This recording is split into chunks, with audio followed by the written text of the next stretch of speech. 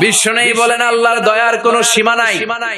প্রতিদিন আমি বিশ্বনবী আল্লাহি লা আস্তাগফিরুল্লাহ ওয়া আতুবু ইলাইহি ফিল ইয়াউমি আকসার মিন 70 মাররা, প্রতিদিন আল্লাহর দরবারে আমি বিশ্বনবী 70 বারের বেশি তওবা করি, ইস্তেগফার পড়ি। কয়বার? আকসার মিন 70 মাররা, more than 70 times in a day। একদিনে 70 বারের বেশি। এই নবীর কোনো গুনাহ নাই? গুনাহ আছে? কথা বলেন। বিশ্বনবীর কোনো গুনাহ আছে? ওনার কোনো পাপ নাই, পঙ্কিলতা নাই, নিষ্পাপ একজন মহামানব, একজন অসাধারণ ব্যক্তিত্ব। তিনিও প্রতিদিন 70 বারের বেশি তওবা করতেন। তাহলে আমরা যারা গুনার সাগরে হাবুডুবু খাই, আমাদের করা দরকার কয়বার? হ্যাঁ, আহা। রব্বুল আলামিন বললেন, গোলাম, যত বড় গুনার সাগরে তুমি হাবুডুবু খাও না কেন, তোমার জন্য আমার রহমতের দরজা খোলা আছে না নাই?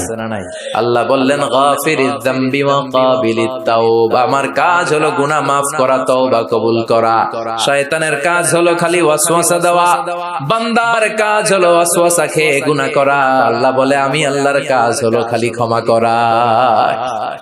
আল্লাহ বলেন, তোরা যদি পাপ না করতি আর আমার কাছে মাফ না চাইতি, তাহলে তোদেরকে ধ্বংস করে দিয়ে এমন এক জাতি আমি পৃথিবীর বুকে বানাতাম, পাঠাতাম, যারা সকালে পাপ করে দুপুরে মাফ চাইতো, দুপুরে পাপ করে রাতে মাফ চাইতো, আর আমি আল্লাহ ক্ষমা করে দিতাম। সুবহানাল্লাহ পড়ে।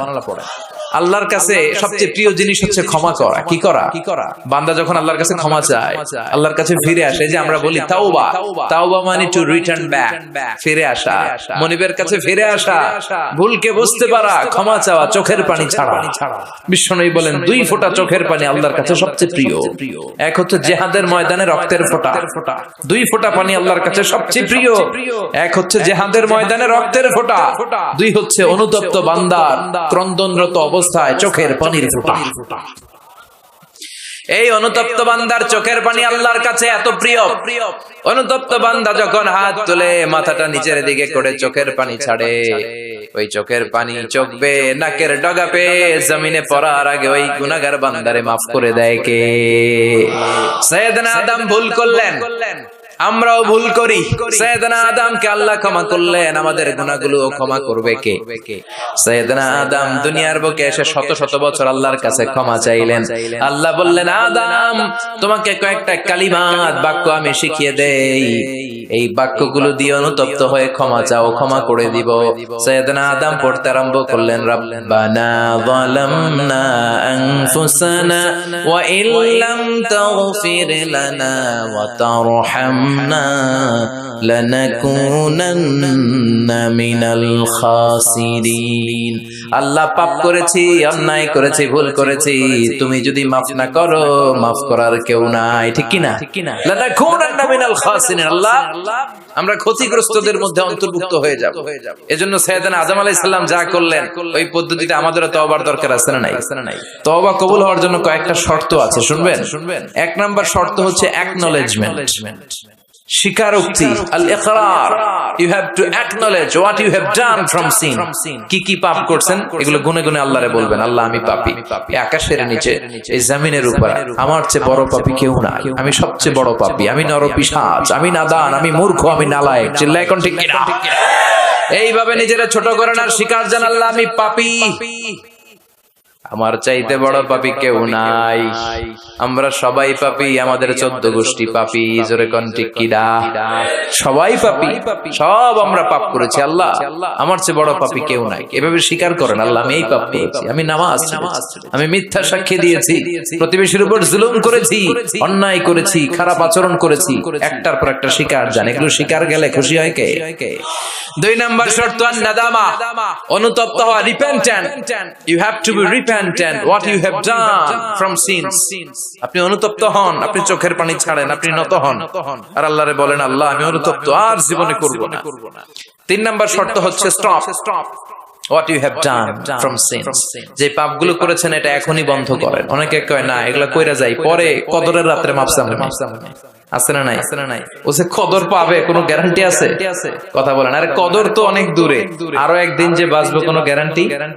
কথা কন, শ্বাস যেটা ভিতরে ঢুকালাম, ব্রেথ ইন, এই ব্রেথ আউট, শ্বাসটা বের করতে পারবো? কোনো গ্যারান্টি আছে? লা ইস্তাখিরুনা সাআতা ওয়া লা ইস্তাকদিমুন। 1 সেকেন্ড আগেও আসে না, 1 সেকেন্ড পরেও আসে না। সেটার নাম হচ্ছে মরণ। চিল্লায় বলেন ঠিক কিনা? তার মানে আপনাকে থেমে যেতে হবে। থামেন, অনেক হয়েছে। আন্না, stop. What you have done from sins. থামেন, থেমে যান, আর করবেন না। 4 নাম্বার হচ্ছে to hate what you have done.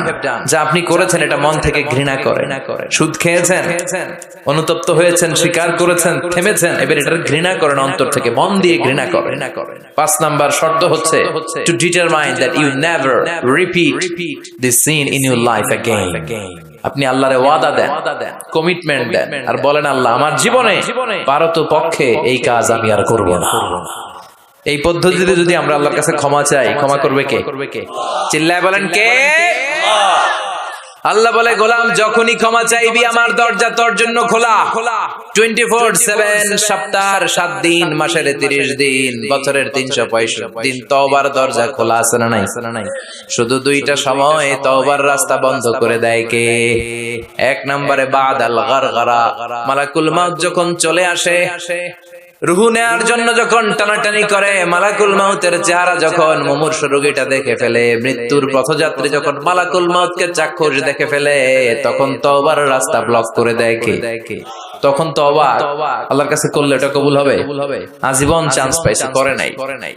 মালাকুল মাউতকে যখন দেখে ফেলবেন তখন আর তওবার রাস্তা খোলা থাকবে না, ওটা ব্লক, ওটা বন্ধ করে দেয় কে? ফেরাউনও যখন মালাকুল মাউতকে দেখছে আর লোহিত সাগরে ডুবতে ডুবতে যখন পানি খাইছে, পানি খাইতে খাইতে ফেরাউনের পেটটা এত বড় হয়ে গেছে, তখন ফেরাউন হাত তুলে বলে আনা মিনাল মুসলিমিন, কয় আমি মুসলমান। দেখছেন কত ভালো মানুষ? ফেরাউন না যদি মুসলমান হয় তা আমরা থেকে লাভ কি? কথা বলে, তখন বলে আমি মুসলমান, তখন আর বাঁচার উপায় নাই। আল্লাহ বলে না, এখন করলে তো হবে না, তোমার সময় শেষ। কারণ তাকে যখন সাইয়েদনা মুসা আলাইহিস সালাম যাকাতের কথা বলল, সে বলল আমি যাকাত দিব না। সাইয়েদনা মুসা আলাইহিস সালাম বললেন আযাবের অপেক্ষা কর। আল্লাহ আযাব পাঠালেন, ফাখাসাফনা বিহি ওয়া বিদারিহিল আরদ, কারুনকে সহ, কারুনের সব সম্পদ সহ আল্লাহ জমিনে দাবিয়ে দিতে লাগলেন। কারুনও যেতে লাগলো, হাঁটু পর্যন্ত যায়, তার ভয় হয় না।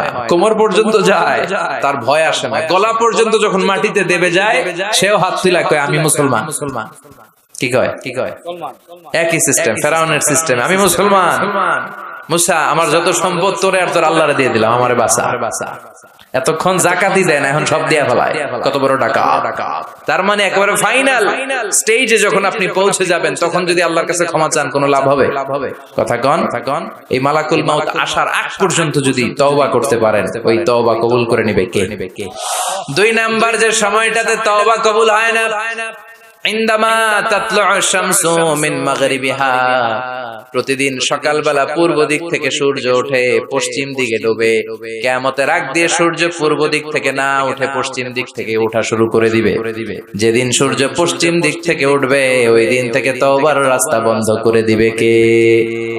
এর আগ পর্যন্ত আল্লাহর কাছে যদি তওবা করি, ওই তওবা কবুল করবে কে?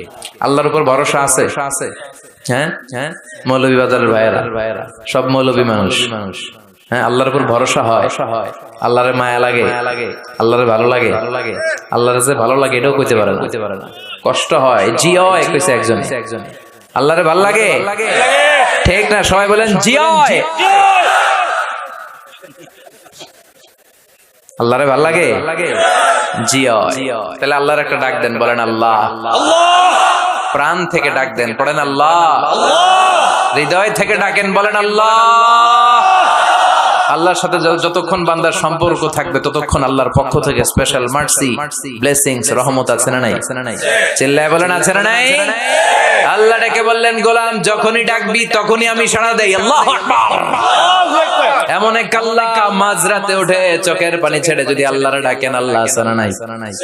আপনিও ঘুমান, আপনার আল্লাহও যদি ঘুমায়, তাহলে আপনি যখন ঘুম থেকে জেগে আল্লাহরে ডাকবেন, আল্লাহ ডাকে সাড়া দিতে পারবে না, ঠিক কিনা? কিন্তু এই জন্য আল্লাহ ঘুমায় না, আমরা ঘুমিয়ে পড়ি, আল্লাহ ঘুমায় না। কারণ উনি যদি ঘুমিয়ে যায়, আমার যদি ঘুম ভেঙে যায়, আমার কিছু লাগলে দিবে কে? উনি ছাড়া দেওয়ার কেউ নাই। সাইয়েদনা মুসা আলাইহিস সালাম আল্লাহর একবার প্রশ্ন করছেন, আল্লাহ আয়াগলিবুকান নাওম, আপনার কি ঘুমে ধরে? সুবহানাল্লাহ কইবেন না? এই পৃথিবীতে মুসা আলাইহিস সালাম আল্লাহকে প্রায় এরকম অবাক করা প্রশ্ন করেছেন। আল্লাহকে জিজ্ঞেস করলেন, আল্লাহ সারাদিন আমি ছাগল চড়াই। মুসা আলাইহিস সালাম কি চড়াতেন? আপনারা ছাগল চড়াননি? হ্যাঁ, ছাগল চড়ান না? ছাগল চড়ানো সুন্নাহ, পারলে চড়াবেন। সহিহ বুখারীর বর্ণনা, মা মিন নাবিয়্যিন ইল্লা রাআল গানাম। এই পৃথিবীতে এমন কোন নবী নাই যে নবী ছাগল চড়ায় নাই। সুবহানাল্লাহ পড়েন। সাহাবারা বললেন, ইয়া রাসূলুল্লাহ আপনিও ছাগল চড়িয়েছেন? বিষ্ণু বললেন, হ্যাঁ আমিও তো মক্কার লোকদের ছাগল চড়িয়ে দিয়েছি অল্প কিছু পয়সার বিনিময়ে। আল্লাহু আকবার। সাইয়েদনা মুসা আলাইহিস সালাম বললেন, মাবুদ সারাদিন ছাগল চড়িয়ে আমি ক্লান্ত হয়ে যাই, রাত্রিবেলা ঘুম আমার উপরে চেপে বসে। আপনি সারাদিন গোটা বিশ্বের সব ব্যবস্থাপনা সারার পরে রাত্রিবেলা আপনার ঘুম আসে কিনা? আয়াগলিবুকান নাওমু। উনি ভাবছে আমগো যেমনি ঘুম ধরে আল্লাহর ধরে টরে কিনা।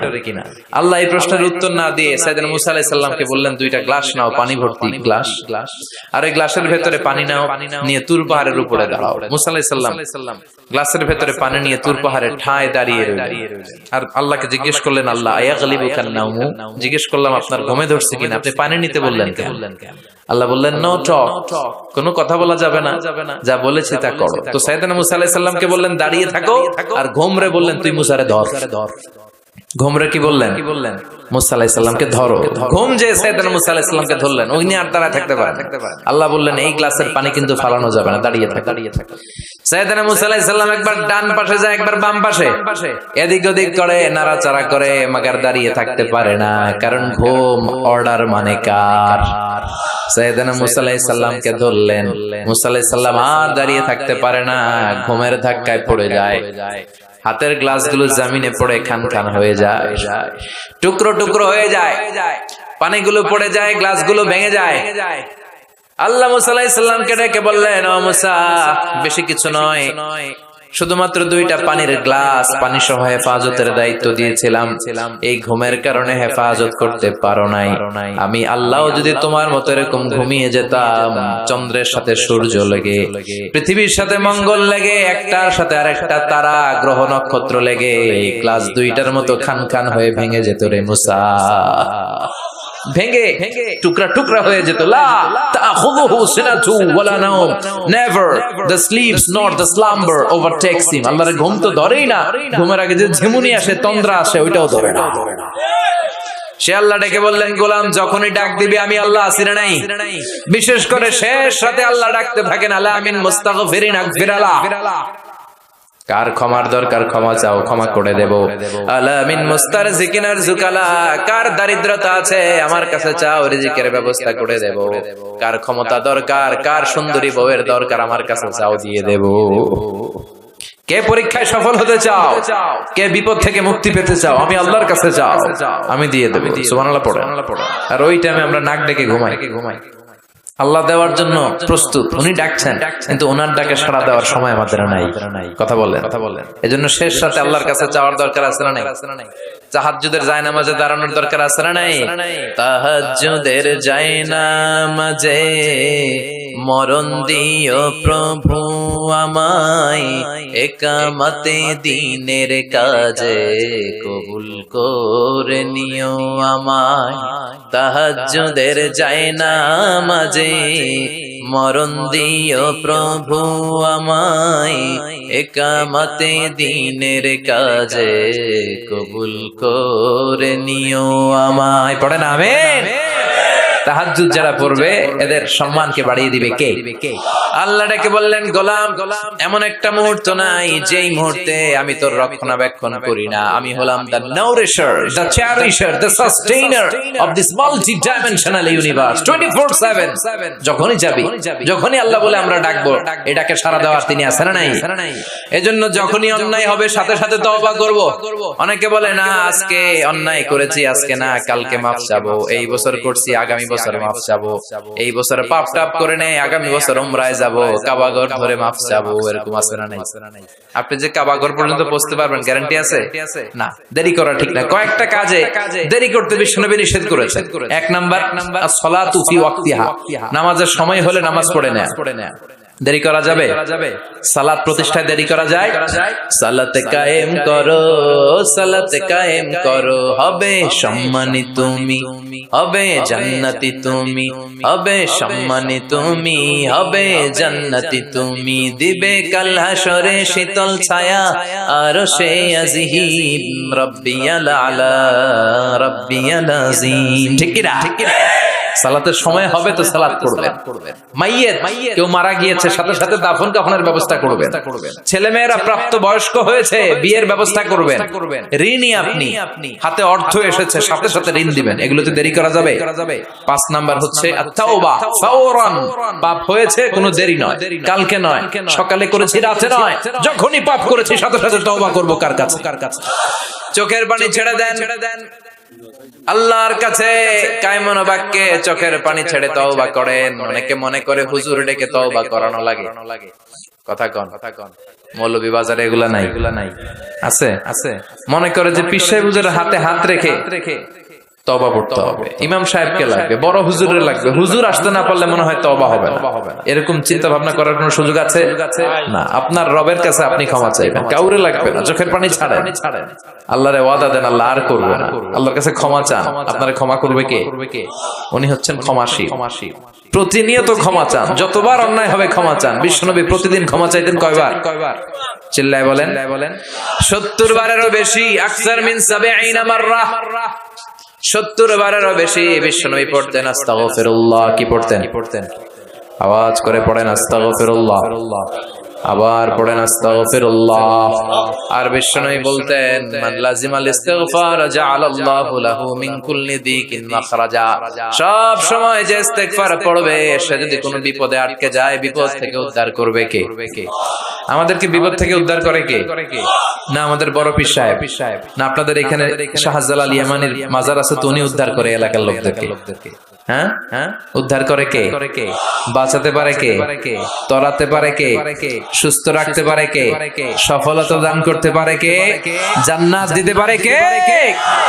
আল্লাহ ছাড়া কেউ কিছু করতে পারে না, এমনকি বিশ্বনবীও কিছু করতে পারে না। ঠিক কিনা?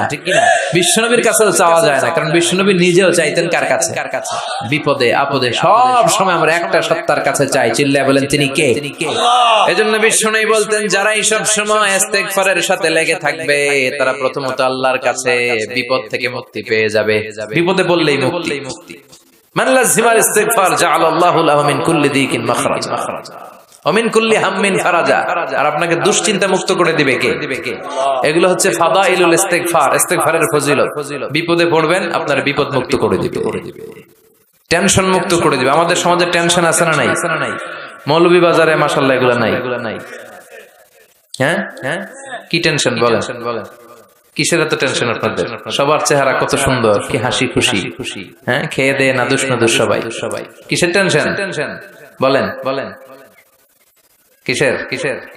জীবনের টেনশন, মরণের টেনশন, ক্যারিয়ারের টেনশন, বাড়ি ভাড়া, বিদ্যুৎ বিল, পুলিশের দৌড়ানি, র্যাবের দৌড়ানি আছে না নাই? এই এলাকায় এগুলো নাই। তার মানে টেনশনের শেষ নাই। রাস্তায় বেরিয়েছে যে কোনো মুহূর্তে সড়ক দুর্ঘটনা আছে না নাই? যে কোনো মুহূর্তে চলে যেতে পারে। কে আগে যাবে, কে পরে যাবে, কোনো সিরিয়াল নাই। মুরব্বীরা বেঁচে থাকে, মাঝে মাঝে যুবকরা মরে যায়। হাসপাতালে রোগীগুলো বেঁচে থাকে, ডাক্তার মরে যায়। কথা কন নাকি মৌলভী বাজারে ডাক্তার মরে না? হ্যাঁ, এই এলাকার ডাক্তাররা মরে না? মরে। কে যে কখন চলে যাবে কোনো হদিস নাই। এই যে এত জীবনের টেনশনে অনেকে হার্ট অ্যাটাক করে। এই টেনশন মুক্ত করে দিবে কে? যদি সবসময় ইস্তিগফার পড়েন, বিপদ মুক্ত করবে আল্লাহ, টেনশন মুক্ত করবে। ওয়ায়ারযুকহু মিন হাইসু লা ইয়াহতাসিব, এমন জায়গা থেকে আল্লাহ রিজিকের ব্যবস্থা করে দিবেন যেটা আপনি কল্পনাও করতে পারেন নাই। সুবহানাল্লাহ পড়বেন না? আবার বিশ্বনবী বললেন সব সময় যারা ইস্তিগফার পড়বে, আল্লাহর কোনো আযাব তাদের উপর আসবে না। সুবহানাল্লাহ পড়েন। আল্লাহর কোরআন সাক্ষী, আল্লাহ বললেন ওয়ামা কানাল্লাহু মুআযযিবাহুম ওয়া হুম ইস্তাগফিরুন।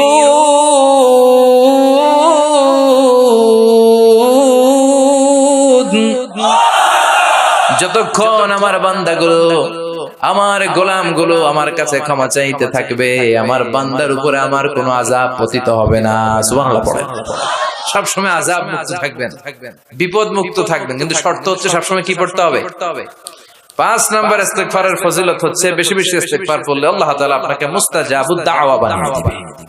কি বানায় দিবে? মুস্তাজাবুদ দাওয়া মানে এমন ব্যক্তি আপনি হয়ে যাবেন, আপনি হাত তুলতে দেরি, ওই দোয়া কবুল হতে দেরি হবে। সুবহানাল্লাহ পড়বেন না? মুস্তাজাবুদ দাওয়া হতে মন যায়? কার কার মনে যায়? সবার মনে চায়?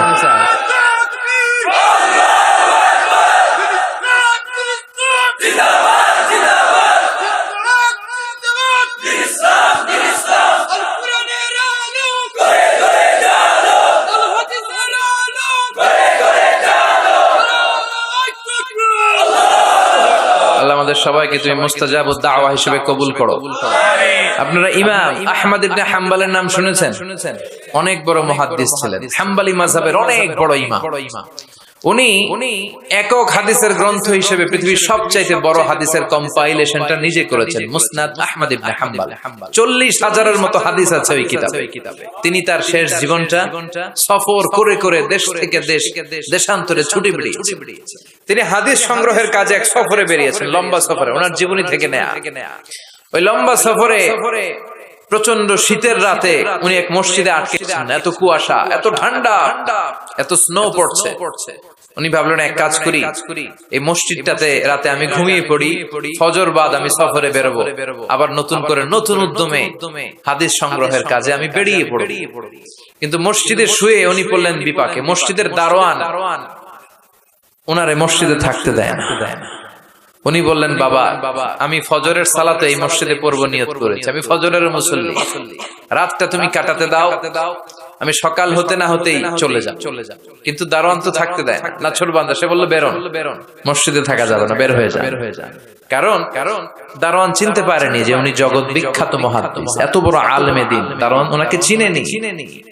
উনি বাধ্য হলেন মসজিদ থেকে বেরোতে। মসজিদ থেকে বেরোয় হাঁটতে লাগলেন আর শীতে কাঁপতে লাগলেন। হঠাৎ দেখলেন একটা বাজার, আর ওই বাজারে খাব্বাস যুবক রুটি বিক্রেতা রুটি বানায়। কি বানায়? ওই খাব্বাসকে যে সালাম দিলেন, আসসালামু আলাইকুম, বাবা আমি তোমার রুটির দোকানের পাশে বসতে চাই, একটু আগুন পোহাতে চাই, যদি তুমি অনুমতি দাও। খাব্বাস বলে, আহলান ওয়া সাহলান ওয়া মারহাবান বিক, আসেন বসে যা, বিশ্রাম নেই, আগুন পোহা। আপনি আগুন পোহালে আমার ক্ষতি কি? সুবহানাল্লাহ কইবেন না? কি ভদ্র যুবক। সাইয়েদনা ইমাম আহমদ ইবনে হাম্বল আল্লাহর শুকরিয়া করলেন, বসলেন, আগুন পোহাতে লাগলেন আর হাদিসের বই পড়তে লাগলেন। আর দেখলেন এই খাব্বাস রুটি দোকানদারের মালিক, যুবক রুটি বিক্রেতা, রুটি বানায় আর কিছুক্ষণ পর পর পড়ে আস্তাগফিরুল্লাহ, কিছুক্ষণ পর পর সে শুধু পড়ে আস্তাগফিরুল্লাহ। রুটি বানায় পড়ে আস্তাগফিরুল্লাহ, খামির বানায় পড়ে আস্তাগফিরুল্লাহ, চুলার মধ্যে রুটি ঢুকিয়ে দেয় আর পড়ে আস্তাগফিরুল্লাহ, শুধু আস্তাগফিরুল্লাহ। কেউ রুটি কিনতে আসলে তাকে রুটি দেয় আর পড়ে, টাকা নিয়ে ক্যাশ বক্সে রাখে আর কি পড়ে, শুধু এটাই। ইমাম আহমদ ইবনে হাম্বল কৌতূহলবশত জিজ্ঞেস করলেন, ইয়া শাব মালাক দাইমান তাকরাউনা আস্তাগফিরুল্লাহ, হে যুবক ঘটনা কি? আসার পর থেকে খালি দেখতেছি আস্তাগফিরুল্লাহ আস্তাগফিরুল্লাহ আস্তাগফিরুল্লাহ, কেন? যুবক বলে, ইস্তেগফার বেশি বেশি পড়ার কারণে আমি জীবনে অনেক কিছু পেয়েছি। কি পেয়েছো? জাআলানিল্লাহু তাআলা মুস্তাজাবাদ দাওয়া, এই দোয়ার বরকতে আমার আল্লাহ আমারে মুস্তাজাবুদ দাওয়া বানিয়ে দিয়েছে। আমি যা চাই তাই ভাই, যা দোয়া করি তাই কবুল। সুবহানাল্লাহ কইবেন না? ইমাম আহমদ ইবনে হাম্বল তো অবাক, বলে কি এই ছেলে, আমি এত বড় মুহাদ্দিস, আমিও তো মুস্তাজাবুদ দাওয়া নই, আমিও তো না, কি করে সে মুস্তাজাবুদ দাওয়া হলো? আরো কৌতূহল নিয়ে জিজ্ঞেস করলেন, আনতা মুস্তাজাবুদ দাওয়া, তুমি মুস্তাজাবুদ দাওয়া, ওয়া কাইফা যালিক, কিভাবে এটা সম্ভব, কেমন করে হলে? সব দোয়া তোমার কবুল হয়েছে? সে বলল, হ্যাঁ, আমি জীবনে যা চেয়েছি আমার সব দোয়া আল্লাহ কবুল করে নিয়েছে, তবে একটা দোয়া ছাড়া। কয়টা? কথা বলেন। এবার ওনার কৌতূহল আরো বেড়ে গেল। সব দোয়া কবুল হয়েছে, আবার একটা কবুল হয় না, এটা কেমন কথা? উনি কৌতূহল নিয়ে জিজ্ঞেস করলেন, ইয়া শাব আইয়ু দুআইন যালিক, ওটা কোন দোয়া যে দোয়া এখনো তোমার কবুল হয় না? এবার যুবক বলতে আরম্ভ করলো, আমি জীবনে যত দোয়া করেছি প্রতিটা দোয়াই আল্লাহ কবুল করে নিয়েছে, একটা দোয়া ছাড়া সেটা আল্লাহ কবুল করে নাই। সেটা হচ্ছে আমি জীবনে আল্লাহর কাছে চেয়েছি, আল্লাহ শুনেছি এই জামানার সবচেয়ে বড় মুহাদ্দিস, ওনার নাম নাকি ইমাম আহমদ ইবনে হাম্বল, আমি যেন ওনাকে আমার দুটি নজর দিয়ে দেখে মরতে পারি, আল্লাহ তুমি কবুল করো। এই দোয়াটা আমি প্রতিদিন করি কিন্তু আল্লাহ কবুল করে না, আমার এই দোয়াটা কবুল হয় নাই, বাকি সব দোয়া কবুল হয়েছে। ইমাম আহমদ ইবনে হাম্বল আর ধৈর্য ধারণ করতে পারলেন না, চোখের পানি ছেড়ে দিলেন। আর যুবককে বললেন, ইয়া শাব, তোমার এই দোয়াটাও কবুল হয়েছে, তোমার এই দোয়াটাও আল্লাহর কাছে কবুল হয়েছে। আনা আহমদ ইবনে হাম্বল, আমি সেই আহমদ ইবনে হাম্বল মুহাদ্দিসুদ দাহর, আমার সাথে দেখা করার জন্য আল্লাহ আমার দরবারে তোমারে পাঠায় নাই, আমারে তোমার দরবারে নিয়ে এসেছে। আমি আহমদ ইবনে হাম্বল মুহাদ্দিসুদ দাহর, এ যুগের সবচেয়ে বড় মুহাদ্দিস, আমি সেই ব্যক্তি।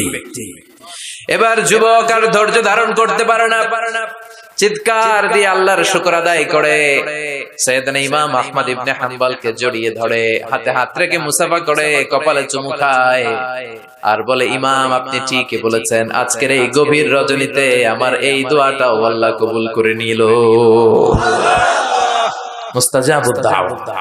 সব সময় যদি এভাবে ইস্তেগফারের সাথে লেগে থাকা যায়, ইস্তেগফারের আমলটা যদি করা যায়, এখানকার যারা আছেন এদের মধ্যে অনেকে মুস্তাজাবুদ দাওয়া হয়ে যাবে।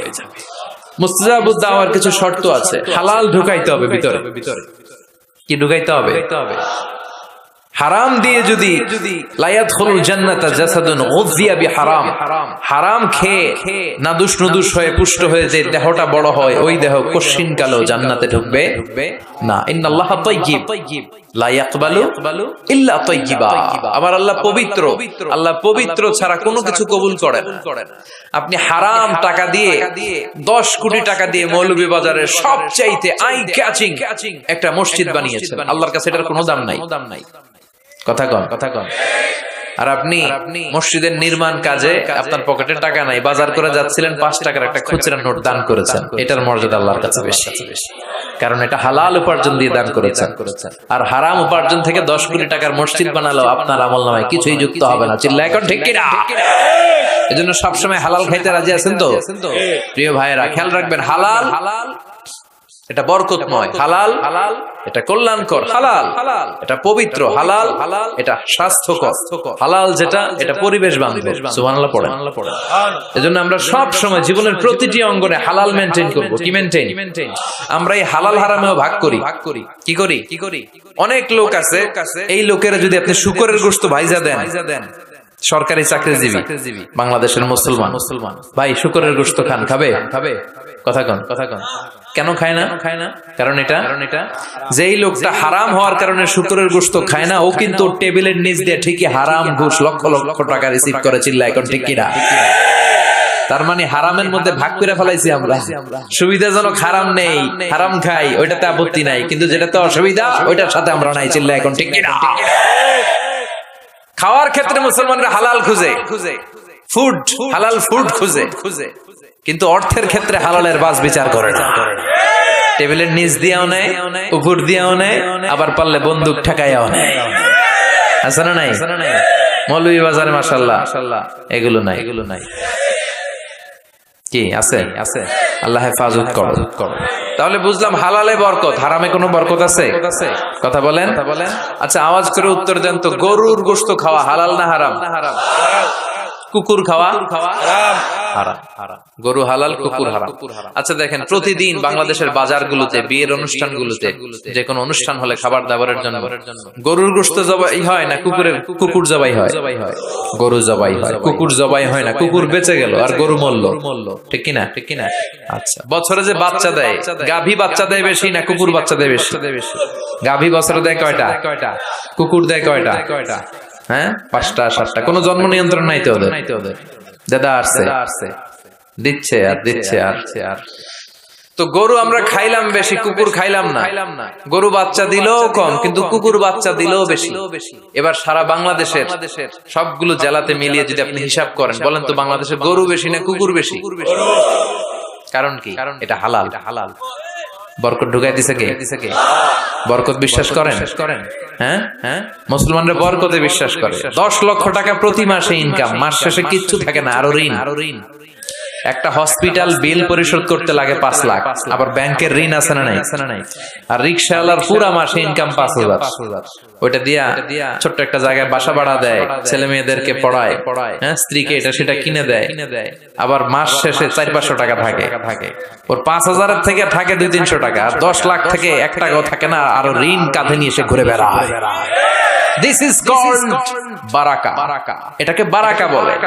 জন্য বরকতে বিশ্বাস করতে হবে, অল্পে তুষ্ট থাকতে হবে, অল্প খান, অল্প পড়েন, অল্প জমান, যতটুকু লাগবে এতটুকুর জন্য কষ্ট করতেই হবে।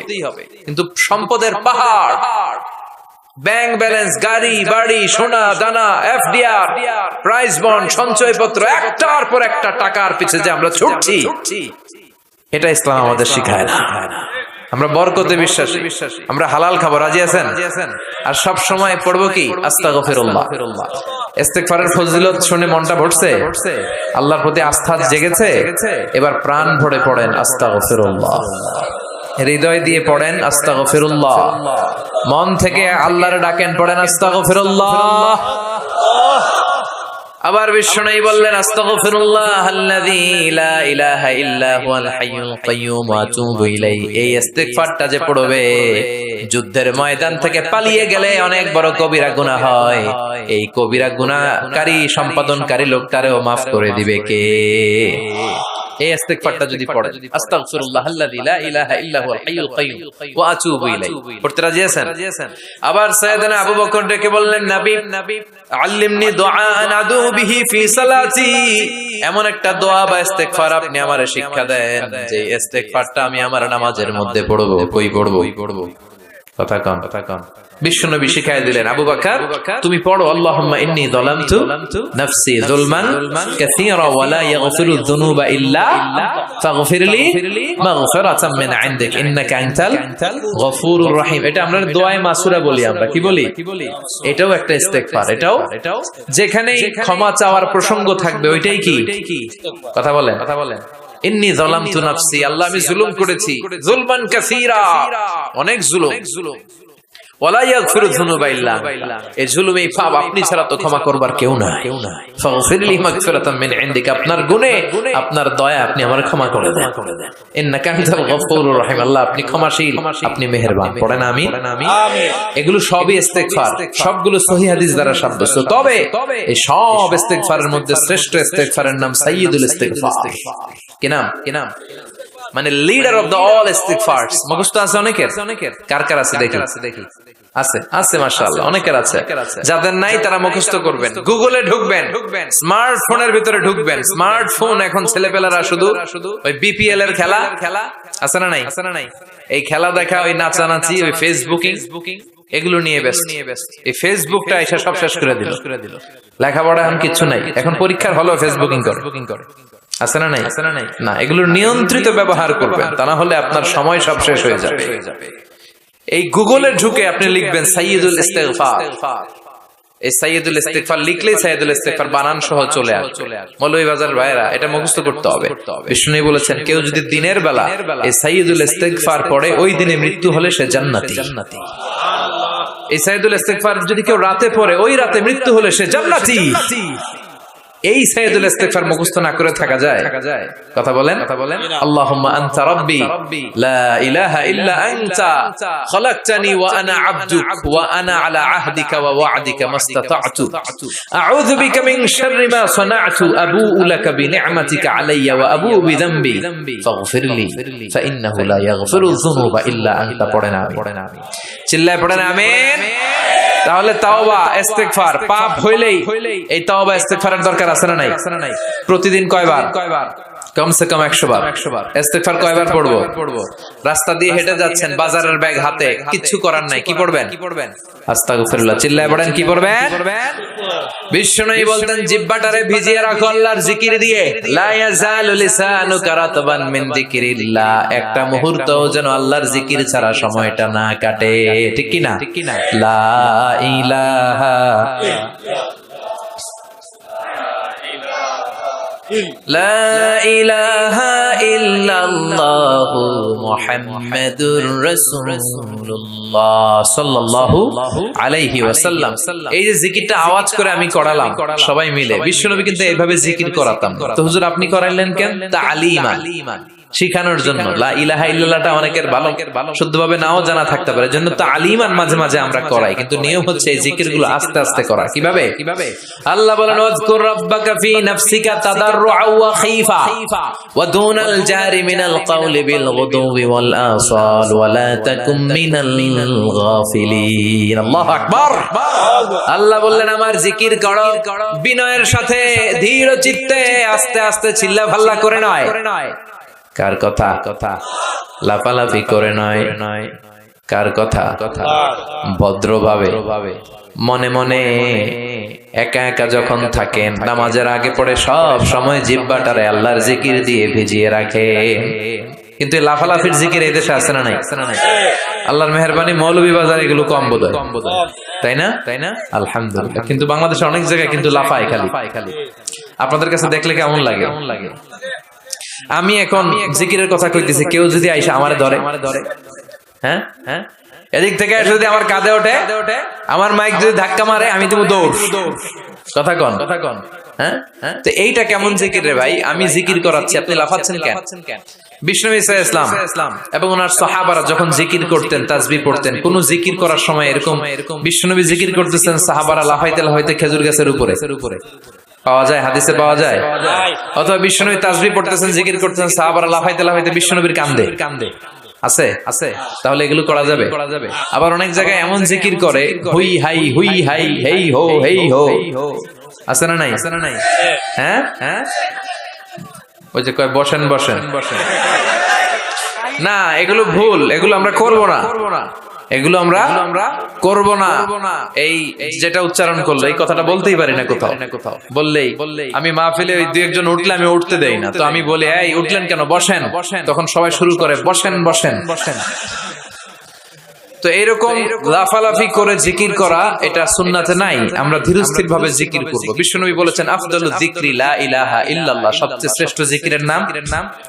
আবার এটার নাম কালিমায়ে তাইয়্যিবা। এটার নাম কি? বিশ্বনবী বললেন মান ক্বালা লা ইলাহা ইল্লাল্লাহ মুখলিসান মিন কলবিহি দাখালাল জান্নাহ। ইয়াকিনের সাথে, ঈমানের সাথে একবার যে তার জীবনে পড়তে পারলো লা ইলাহা ইল্লাল্লাহ, তার জান্নাতের মালিক বানায়া দিবে কে? আবার আল্লাহ বললেন দারাবাল্লাহু মাসালান কালিমাতান তাইয়্যিবাতান কাশাজারাতিন তাইয়্যিবাতিন আসলুহা সাবিতুন ওয়া ফারউহা ফিস সামা। সুবহানাল্লাহ পড়েন। এটার নাম দিলেন আল্লাহ কালিমায়ে তাইয়্যিবা। এই লা ইলাহা জিকিরের নাম কি বলেন? কালিমায়ে পবিত্র বাক্য। এর চেয়ে পবিত্র আর হয় না। মুস্তাদরাকে হাকিম সহিহ ইবনে হিব্বানে এসেছে, সাইয়েদনা মুসা আলাইহিস সালাম আল্লাহকে জিজ্ঞেস করলেন, আল্লাহ এমন একটা দোয়া, এমন একটা জিকির আপনি আমারে শিক্ষা দেন যে জিকিরটা দিয়ে আমি আপনারে ডাকবো। কে প্রশ্ন করলেন? মুসা আলাইহিস সালাম। উত্তর করেন, কে প্রশ্ন করেছে? মুসা আলাইহিস সালাম। কাকে প্রশ্ন করেছে? কি প্রশ্ন করেছে? যে আল্লাহ এমন জিকির শিক্ষা দেন যেটা আমি ছাড়া কেউ জানবে না, আমি আপনারে ডাকবো এটা দিয়ে। আল্লাহ বললেন মুসা তুমি পড়ো লা ইলাহা। মুসা আলাইহিস সালাম বললেন আল্লাহ এটা কি কইলে? আমি বললাম এমন একটা যেটা দিয়ে আমি ডাকবো, আর কেউ জানে না। এটা তো সবাই জানে, এটা জাতীয় জিকির, এটা আন্তর্জাতিক জিকির, সবার মুখস্থ। আল্লাহ বললেন এটাই শ্রেষ্ঠ জিকির, এর চেয়ে শ্রেষ্ঠ জিকির আর হয় না। আল্লাহ ডেকে বললেন মুসা লাউ তাদউ লা ইলাহা ইল্লাল্লাহ ফি কাফফা ওয়াস সামাওয়াতু ওয়াল আরদু ফি কাফফা, সাত আকাশ সাত জমিন যদি এক পাল্লায় রাখো, লা ইলাহাকে যদি আরেক পাল্লায় রাখো, লা রাজাহাত কাফফাতু লা ইলাহা ইল্লাল্লাহ, মুহূর্তের মধ্যে লা ইলাহার পাল্লাটা ভারী হয়ে যাবে। সাত আকাশ সাত জমিন এক পাল্লায়, লা ইলাহা আরেক পাল্লায়, ভারী হবে কোনটা? সবসময় লা ইলাহা জিকির করতে রাজি আছেন? আবার বিশ্বনবী বলছেন আহাব্বুল কালামি ইলাল্লাহি আরবা, আল্লাহর কাছে সবচেয়ে প্রিয় কথা চারটি। মৌলভীবাজারের ভাইয়েরা চিল্লায় কোন আল্লাহর কাছে সবচেয়ে প্রিয় কথা কয়টি? জোরে বলেন কয়টি? এক হলো সুবহানাল্লাহ, দুই হলো আলহামদুলিল্লাহ, তিন হলো লা ইলাহা ইল্লাল্লাহ, চার হলো আল্লাহু আকবার। এই চারটা কথা আল্লাহর কাছে প্রিয়। পড়তে রাজি আছেন? মনে থাকবে তো? আবার সাইয়েদনা আব্দুল্লাহ ইবনে আমর ইবনে আল-আস বলেন, রাআইতু রাসূলুল্লাহ সাল্লাল্লাহু আলাইহি ওয়াসাল্লাম ইয়াকিদু তাসবিহা ফি ইয়ামিনিহি